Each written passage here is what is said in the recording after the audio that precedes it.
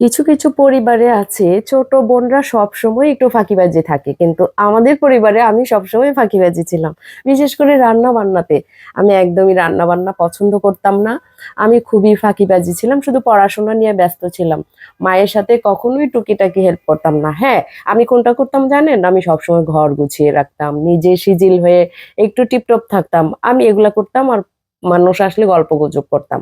আর আমার ছোট বোন সবসময় রান্না বান্নায় এক্সপার্ট ছিল, আমার মায়ের সাথে টুকিটাকি হেল্প করেছে। আর ও তো অনেক ছোট ছিল, তারপরেও ও রান্না বান্নায় খুবই পাকা। আসলে সবার হাত থাকে না। এই যে দেখছেন কি সুন্দর করে সে বেগুনিগুলো বেটার টেটার সব রেডি করেছে, আমি শুধু ছাড়তেছি আর ওই সবকিছু করছে।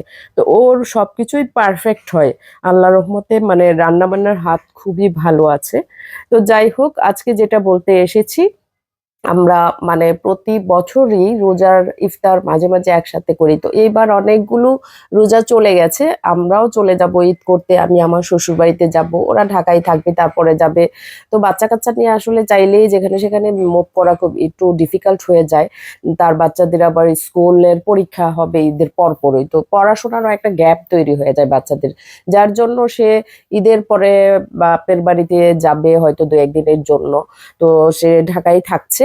তো আমার সাথে আর ইফতার হবে না বললো হঠাৎ করে, আপু চলে আসো আমার বাসায়, আজকে ইফতার করবে। তো যাওয়ার পরে বিশাল আয়োজন, এই যে এতগুলো ইফতার বানাচ্ছে একা একা। তো আমি আবার ঢুকে গেলাম ওর সাথে, যে এখন তো বুঝি, এখন তো আর ফাঁকিবাজি করার কোনো অপশন। আপনাদের হ্যাপি রহমান আপু দেখতে যেমন মিষ্টি, তার হাতের রান্নাও কিন্তু খুবই মজা হয়। তো সবাই দোয়া করবেন। আল্লাহ হাফেজ।